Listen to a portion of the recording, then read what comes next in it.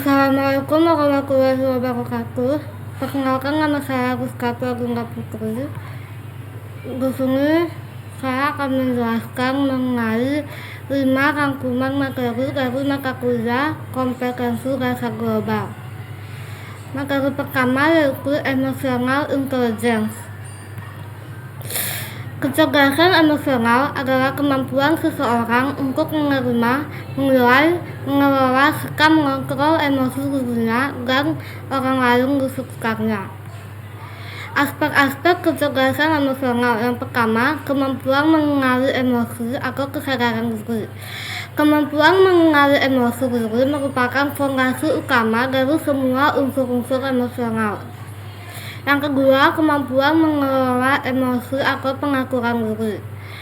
Mengelola emosi merupakan kemampuan individu dalam menangani perasaan agar dapat terungkap dengan cepat atau selaras. Yang ketiga yaitu kemampuan memanfaatkan emosi secara produktif atau motivasi. Motivasi adalah menggunakan hasrat yang paling dalam untuk menggerakkan dan menuntut kita menuju sasaran, membantu kita mengambil inisiatif dan bertindak sangat efektif. Yang keempat yaitu kemampuan mengenali emosi orang lain atau empati. Empati adalah merasakan yang dirasakan oleh orang lain, mampu memahami perspektif mereka, menumbuhkan hubungan saling percaya dan menyelaraskan diri dengan berbagai macam orang. Yang kelima yaitu kemampuan membina hubungan atau keterampilan sosial. Keterampilan sosial adalah menangani emosi dengan baik ketika berhubungan dengan orang lain. Ciri-ciri dari kecerdasan emosional. Yang pertama, memiliki kemampuan untuk memotivasi diri sendiri dan dapat bertahan dalam menghadapi frustasi. Yang kedua, dapat mengendalikan dorongan-dorongan hati sehingga tidak melebih-lebihkan suatu kesenangan. Yang ketiga, mampu mengatur suasana hati dan dapat menjaganya agar beban stres tidak melumpuhkan kemampuan berpikir seseorang. Yang keempat, mampu berempati terhadap orang lain dan tidak lupa berdoa. Cara meningkatkan kecerdasan emosional. Yang pertama, membaca situasi. Yang kedua, mendengarkan dan menyimak lawan bicara. Yang ketiga, siap berkomunikasi. Yang keempat, tidak usah takut ditolak. Yang kelima, mencoba berempati dan masih banyak lain sebagainya. Adapun manfaat dari memiliki kecerdasan emosional yaitu berpikir sebelum bertindak, kesadaran diri dan empati terhadap orang lain. Yang kedua yaitu judgment and decision making. Apa itu judgment and decision making? Judgment itu disebut juga assumption yang berarti penilaian terhadap bukti-bukti untuk membuat suatu keputusan. Sedangkan decision making yaitu sebagai pemilihan keputusan atau kebijakan yang didasarkan atas kriteria tertentu. Pengertian dari decision making yaitu suatu proses pemikiran dalam pemilihan dari beberapa alternatif atau kemungkinan yang paling sesuai dengan nilai atau tujuan individu untuk mendapatkan hasil atau solusi mengenai prediksi ke depan. Adapun proses dari pengambilan keputusan, yang pertama identifikasi masalah, yang kedua pengumpulan dan penganalisis data, yang ketiga pembuatan alternatif kebijakan, yang keempat pemilihan salah satu alternatif terbaik, yang kelima pelaksanaan keputusan, dan yang keenam pemantauan dan pengevaluasian hasil pelaksanaan. Adapun dasar-dasar pengambilan keputusan, yang pertama institusi, yang kedua pengalaman, yang ketiga fakta, yang keempat wewenang, yang kelima rasional. Faktor-faktor yang mempengaruhi pengambilan keputusan. Yang pertama, setiap keputusan harus dapat dijadikan bahan untuk mencapai tujuan. Yang kedua, hal-hal yang berwujud maupun yang tidak terwujud, yang emosional maupun yang rasional perlu diperhitungkan dalam pengambilan keputusan. Yang ketiga, diperlukan pengambilan keputusan yang praktis untuk mendapatkan hasil yang lebih baik. Yang keempat, setiap keputusan hendaklah dilembagakan agar diketahui keputusan itu benar. Dan yang kelima, setiap keputusan merupakan tindakan permulaan dari serangkaian kegiatan maka rangkai berikutnya. Adapun manfaat dari kita memiliki skill decision making, yaitu memberikan lebih banyak informasi mengenai keputusan yang diambil. Yang kedua, meningkatkan partisipasi dari pekerja. Yang ketiga, memberikan lebih banyak alternatif untuk pilihan yang lebih baik. Yang keempat, meningkatkan tingkat penerimaan dan komitmen pekerja. Yang kelima, meningkatkan kualitas keputusan yang diambil. Yang keenam, hemat waktu dan manfaatkan sumber daya dengan baik.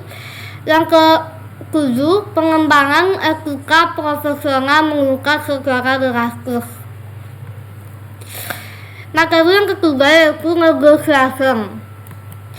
Negosiasi merupakan suatu wujud interaksi sosial yang terjalin antara beberapa pihak untuk mencapai kesepakatan bersama yang dinilai saling menguntungkan untuk setiap pihak yang melakukan negosiasi.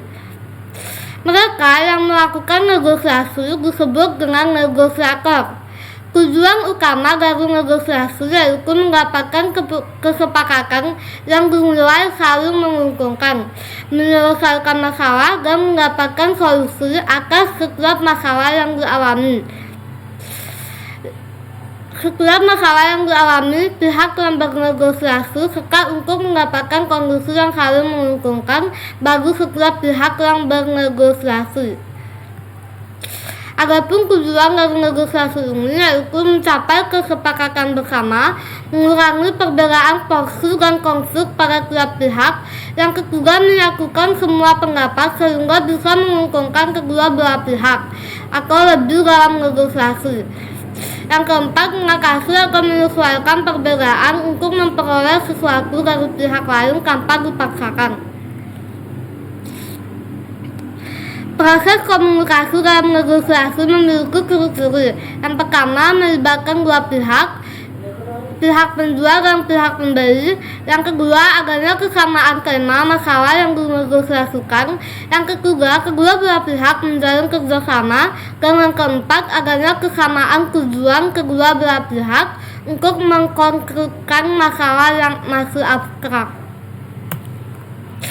Adapun faktor utama dari negosiasi, yang pertama, para pihak yang ikut serta. Yang kedua, hubungan. Yang ketiga, komunikasi. Yang keempat, alternatif. Yang kelima, opsi realistis. Dan yang keenam, klaim yang sah. Adapun tahap-tahap yang dilalui ketika negosiasi, yang pertama, perencanaan dan persiapan. Yang kedua, menentukan aturan. Yang ketiga, penjelasan. Yang keempat, kawal mengawal dan penyelesaian masalah. Yang kelima, pengukuran dan implementasi. Adapun manfaat yang diperoleh dalam proses negosiasi yaitu terciptanya kerjasama antara pihak untuk mencapai tujuan masing-masing. Yang kedua, bisa timbul saling pengertian antara pihak yang melakukan negosiasi. Yang ketiga, terciptanya kesepakatan yang menguntungkan semua pihak yang bernegosiasi. Yang keempat, terbentuknya interaksi yang positif antara pihak yang melakukan negosiasi yang kemudian bisa berdampak luas ke lebih banyak orang.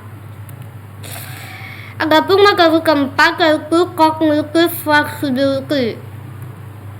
Cognitive flexibility adalah suatu kemampuan seseorang untuk merekonstruksi pengetahuan seseorang secara spontan dalam banyak hal, seperti respons spontan terhadap tuntutan situasi yang selalu berubah secara radikal. Aspek-aspek dari cognitive flexibility ini, yang pertama, terbiasanya berpikir terbuka. Yang kedua, terbiasa memiliki ide dan gagasan mengenai suatu hal. Yang ketiga, terbiasa mengubah sudut pandang atau pemikiran individu saat mendapat informasi baru. Yang keempat, terbiasa menggunakan berbagai cara pemecahan masalah untuk menyelesaikan masalah yang sama. Dan materi kelima yaitu personal branding. Persona branding atau self branding adalah cara kamu mempresentasikan diri kamu ke orang lain. Personal brand yang sukses adalah ketika kamu bisa menciptakan kesan yang konsisten terhadap audiens kamu. Oleh karena itu, personal branding kamu harus benar-benar mencerminkan siapa diri kamu. Ini mencangkup kombinasi dari skill dan pengalaman yang kamu miliki sampai nilai-nilai pribadi yang kamu pegang. Adapun beberapa tujuan personal branding dalam kehidupan sehari-hari. Yang pertama, memberitahu orang lain tentang keunikan, identitas, ciri khas, kemampuan, serta hal lain yang menjadikannya berbeda. Yang kedua, menampilkan kesan jika individu tersebut merupakan solusi pemecahan masalah yang dibutuhkan. Yang ketiga, sebagai media untuk mempengaruhi orang lain mengenai persepsi dari individu dan mengenalkan kemampuan serta keunikan yang dimilikinya. Yang keempat, merangsang persepsi orang lain mengenai nilai serta kualitas diri yang dimilikinya. Cara membangun personal branding yang baik ada beberapa. Yang pertama, cari tahu siapa Anda. Yang kedua, tentukan tujuan yang jelas. Yang ketiga, jaga konsistensi. Yang keempat, buat konten yang sesuai dengan skill Anda. Yang kelima, perluas relasi. Adapun manfaat dari personal branding ini, yang pertama, meningkatkan kepercayaan diri kamu. Yang kedua, kesempatan untuk berekspresi dan berkreasi. Yang ketiga, membuat kamu stand out dari kompetitor. Yang keempat, mengarahkan kamu pada banyak peluang. Dan yang kelima, meningkatkan kreativitas dan kepercayaan. Sekian penjelasan dari Mama tadi. Semoga bermanfaat. Mohon maaf apabila ada yang kurang. Wabillahi taufiq wal hidayah. Waalaikumsalam warahmatullahi wabarakatuh.